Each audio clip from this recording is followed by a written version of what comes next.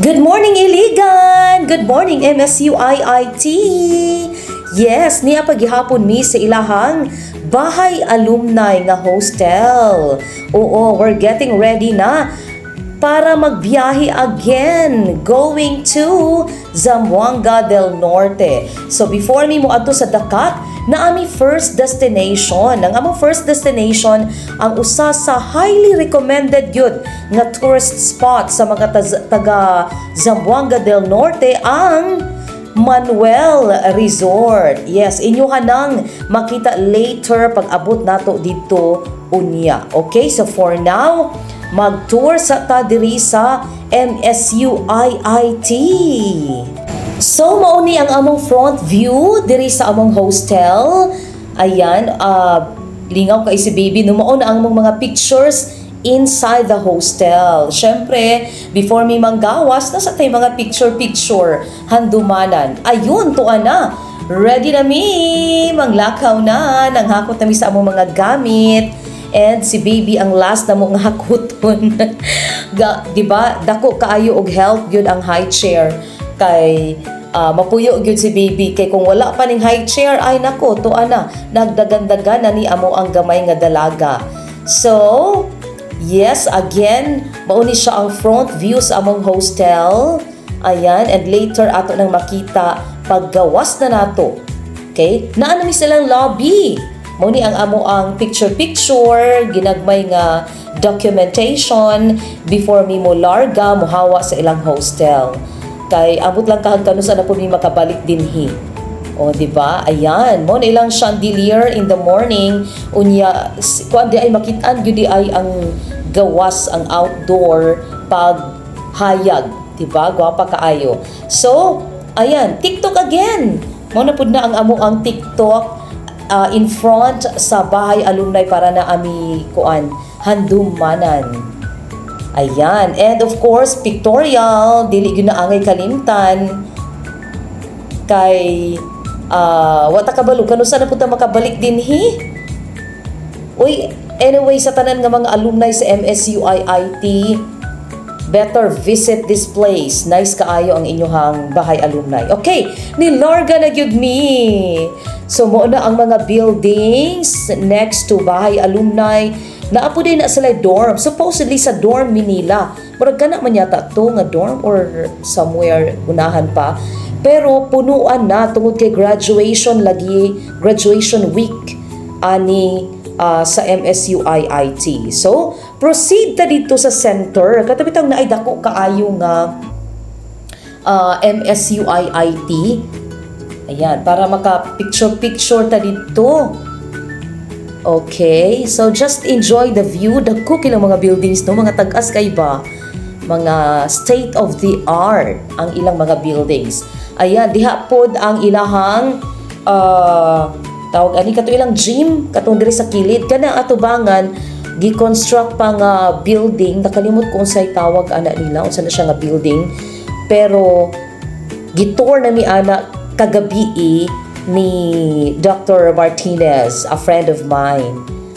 Okay, ang ilahang Vice Chancellor for International Affairs. Okay, so here we go. Naanami sa MSU-IIT na katong ilahang picturanan.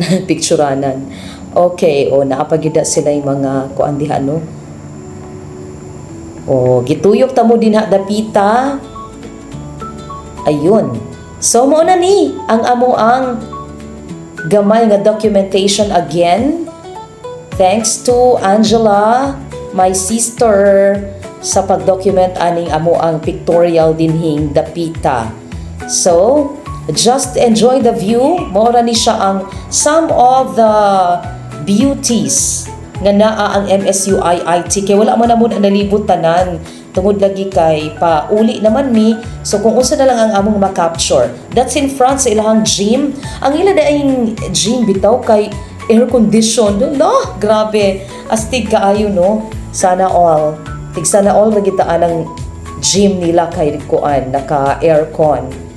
So bisan pag init kaayo na i-program, wa gyoy problema dinhang dapita. Okay, sige. So Ayan, si Bibi, very pretty. Larga na mi. Actually, going mi sa office ni Joey.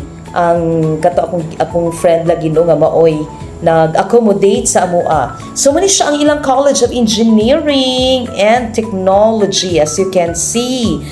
Very big kaayo nga building just for that college, ha? Dayon, dili lang ako makita ang uban pa nga mga signages sa ubang buildings, pero kung inyo makitaan, dagko kaayo no, compact ba? Compact or intact kaayo ang ilang mga buildings inside the campus. According to Joey, naara daw ni sa 7 hectares yata ang ilahang land area sa MSU-IIT.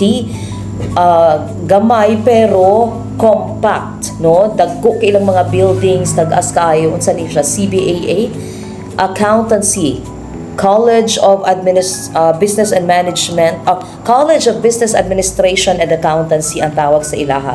Kung sa CMU pa, CBM. Ayan.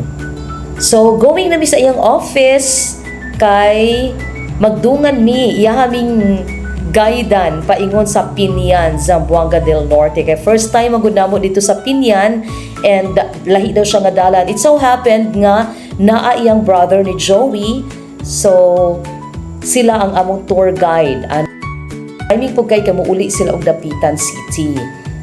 Okay, so mao na ni going sa iyahang asa naman mi dapita sa entrance na ni. Yeah, entrance sa MSU-IIT. Dayon kanimo na ni ilahang main gate. Huy, by the way, gwapa kay na ilahang kuan ay ilang main gate. Kanang as in effort kaayo, very kuan bitaw kanang nice kaayo ang pagka-conceptualize sa ilang main gate. Basta anhi gyud mo diring dapita kay ma-amaze gyud mo sa ilang place. Okay, so doon na mi sa office sa akong friend. Muna ilahang car nga bag-o lang gyud gikuha, as in kagahapon lang gyud ilahang gikuha kay ila yung dalon dito sa dapitan. Muna ni among pictorial. That's my friend Joey, si Dr. Joey Genevieve Martinez.